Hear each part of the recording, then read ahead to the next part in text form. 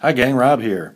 It is the evening of 24 April 2013, and what we have for you tonight is a bit of a first impressions video. Got a package in the mail today, and I opened it up, and what did I find inside? I found a Kershaw Knockout. Relatively new offering from our friends at Kershaw. It is, I guess I would call it a medium to large EDC folder, made in USA, which is getting to be rarer and rarer in the Kershaw lineup. It is kind of a mixture of old and new for Kershaw. As with most of their US produced blades, this particular knife uses a variety of Sandvik steel, in this case 14C28N, which is sort of an improvement over the 13C26 that they used for years and years. It's a little more corrosion resistant and I guess a little tougher, maybe a little more resistant to chipping. Never had a problem with any of the Sandvik steels, and this is the second Kershaw I've had in 14C28N, the first of which being the leak that's going to be given away at the end of tonight's contest. This knife and I sort of have a story. I've watched it since it came out, and I have been on the fence about whether I was going to purchase it. And then I saw the piston, which is kind of the same thinking, with a blade that's about a 1/4 inch longer, different scale material, and so there's something about the piston I didn't notice, and we'll get to that as the story progresses. I was really sort of torn. I knew I wanted to buy one of the two. I ended up buying the Knockout, and I'm going to tell you why. Let's get to some specifics before I get into the story too deeply.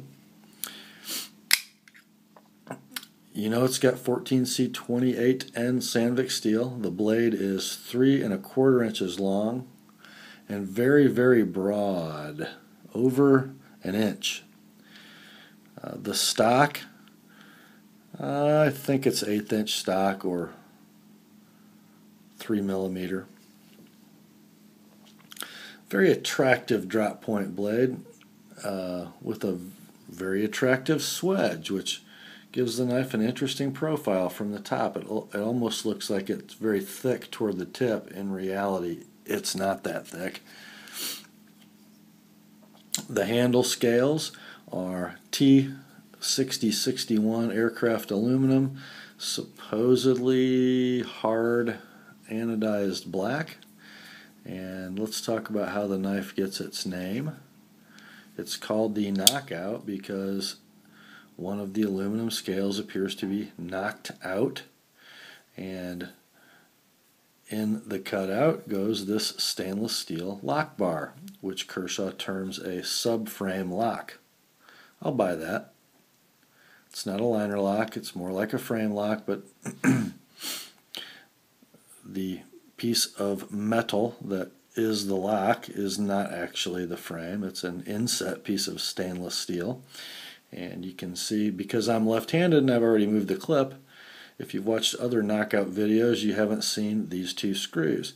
These are the screws that hold that subframe lock in. Of course, my clip is moved around to the other side so you can see them. It does have Kershaw's SpeedSafe assisted opening mechanism, which means that as you start to move the blade, after it gets to a certain point, out she comes. And I will say this, it comes out with more authority than any Kershaw knife I've ever owned. It comes out hard. Whether using the flipper or the rather well-placed thumb studs, which are well-placed for opening. I think they kind of get in the way, though. I'll talk about that as we move along. I gotta tell you, I really wanted to like this knife. I'm not sure where I'm coming down on it yet.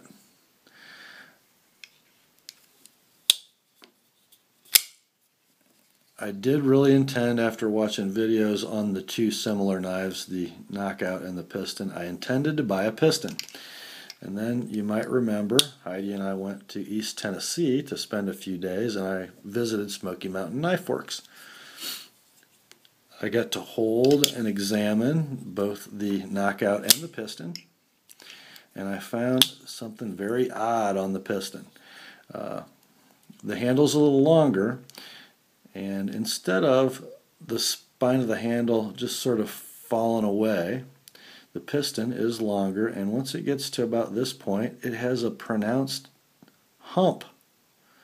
And when you hold it in your hand, it just kills you right here, which is kind of disappointing. I really liked the longer blade in the Piston. I liked the G10 scales over the aluminum, but I just couldn't make it fit my hand. When I held the Knockout in my hand, it really fit well. The ergos on the knife are really not bad.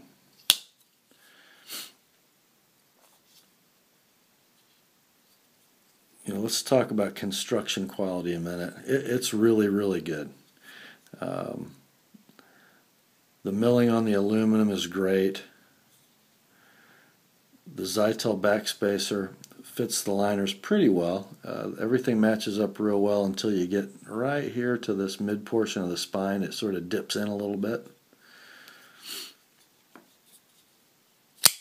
How about lockup? Well, let's just take a look. On my particular offering, lockup is fairly deep.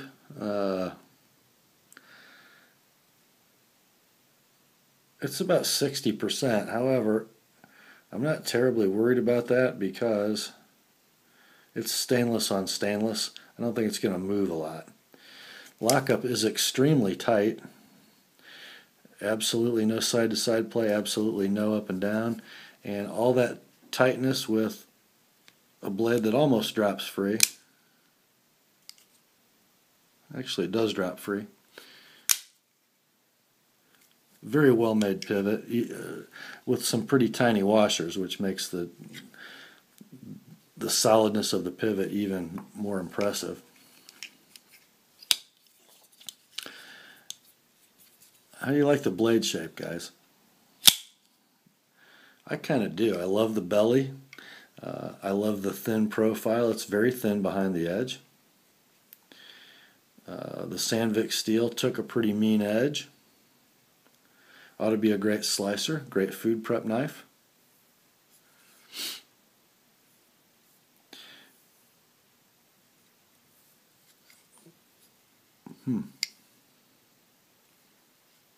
There's a lot of good qualities about this knife. I'm not gonna tell you it's a bad knife, but my first impressions really aren't that great. It's just sort of another Kershaw that I wanted to like more than I do so far. Here are the things that bug me about it. One reason I didn't want to buy this knife in the first place and wanted really to like the Piston more is because of these aluminum scales. Now, I bought this knife gently used, and I believe the guy when he said gently, but you can see some of the corners, some of the ends of the raised milled areas have already had the anodizing start to chip.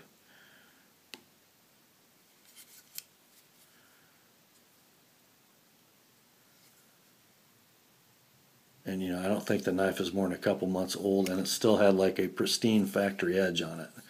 If you've watched Nut and Fancy's video on this knife and Crockett 20's video, they've carried theirs quite a bit. They've lost a lot of black. You know, I know Nut and Fancy tries to tell himself that, oh, that's just character, it makes the knife look cool. Well, this isn't a hard use knife. I don't think chipped off coating makes it look particularly cool. Here's another downside to this aluminum. It is super, super slippery. Boy, I tell you what, when you're closing it one-handed, you better have a grip, because it just sort of wants to slip out of your hand. That's one of the things I don't love about assisted opening knives. Trying to close them one-handed can kind of be more dangerous than it needs to be. I get this nasty cut on my index finger I showed you last night, which makes operating the flipper a little difficult. I sort of have to use my first knuckle, which isn't a bad way to do it. Okay, so don't love the aluminum, don't love the anodizing, don't love the slickness. I do like the fact that Kershaw finally put on a 4-way positionable pocket clip, and it's a good clip. It's a lowrider. We'll see how the coating holds up on this. It's not looking too great so far either. Would I have preferred this knife in G10? Yes, I would have. Would I have preferred it without assisted opening? Yes, I would have. I just don't need it. I'm going to pull in a competitive offering, and I'm going to open my Spyderco Paramilitary 2 by the thumb hole, and I'm going to open the Knockout with the flipper. Let's see what the speed difference is. Well, I about cut myself, but let's see. Let's try that again. I hit my thumb, guys.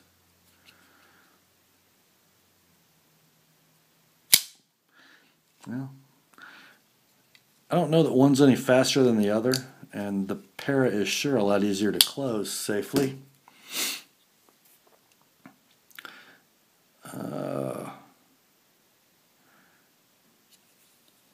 Here's another thing. Knife not easy to sharpen. While using the Edge Pro, and I would assume if you had a Wicked Edge you'd run into the same problem, or a Lansky, the thumb studs are really high and they're kind of in the way. The cutting edge comes back so far to the handle that well, the thumb studs get in the way when you're sharpening. When you're trying to lay a relief edge on the knife, it makes it a little difficult.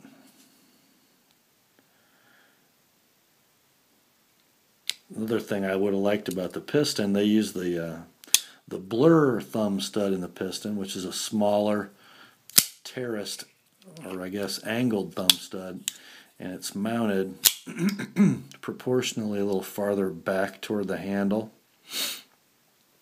I think they would be a little more out of the way.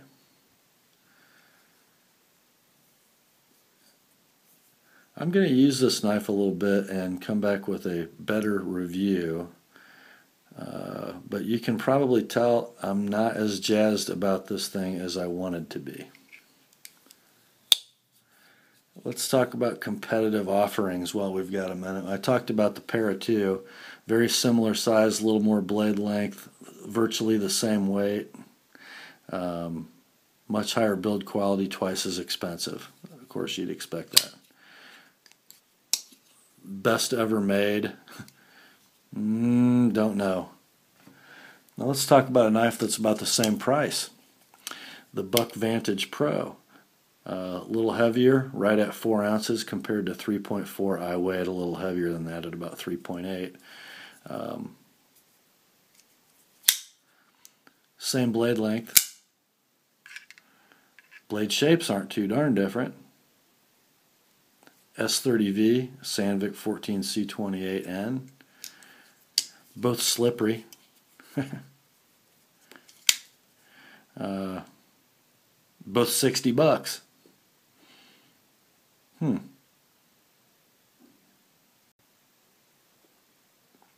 I think the build quality on the Kershaw is a little better than the Buck, but I actually sort of enjoy playing with the Buck a little more than I do the Kershaw. I know a lot of guys love assisted openers. I guess because they deploy more easily, but man, they don't close very easily. Especially once they get to be this large. You almost need two hands to do it safely. So, I don't know, is the Knockout a knife that I'm going to keep and carry? I think I will. I don't think it's going to be in my top 2 or 3 in my rotation, but I think I'll probably keep it and carry it. Do I love it as much as some of the other guys I've seen reviewed on YouTube? Not yet. I seem to always want more from Kershaw than Kershaw delivers. It's almost like I want them to make good knives better than they want to make good knives, sometimes it seems like. They just always seem to miss by a little bit. This knife probably misses by a little bit. Here's my suggestion to Kershaw. Instead of coming out with 40 or 50 new blades every year that, I don't know, 30 or 40 of which are made in China, how about picking 3 or 4 new designs every year, making them really right, making them in America, and, you know, gosh, guys, I don't know, charge 30% more and make them really, really good. Start offering S30V steel in your Kershaw line. Don't make us go all the way to $200 for a ZT knife to get good steel.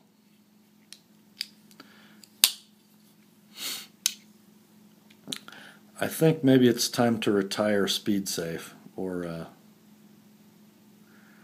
at least not make it in every knife you build.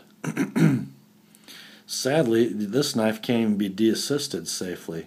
It has a ball bearing in the lock bar, but there is no detent in the blade tang. So basically the bearing is a bearing. It makes the lock bar ride smoothly across the surface of the blade tang as it opens and closes, but there's no detent. So if you took the assist mechanism out of this knife, the blade would just fall out.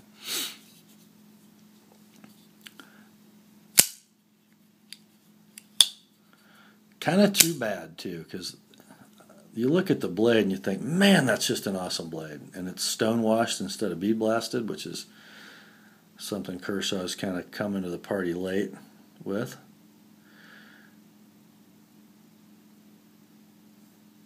I'll keep you posted. I'm going to carry this for a couple months and see if I warm up to it any. But as of now, oh gosh, guys, if you had $60 to spend on a kind of a dressy EDC knife, a rugged gentleman's folder, I'm not sure I could tell you run out and buy a Kershaw Knockout. I'm not sure I would steer you away from a Buck Vantage Pro, but what I'd probably tell you is spend a little more money and buy a pair of 2. I hate to sound like a Spyderco fanboy, but I don't get paid to say Spyderco makes good knives. They just seem to get it more than Kershaw does. Come on, guys. I love you. Kershaw Skyline's still one of my favorite knives ever.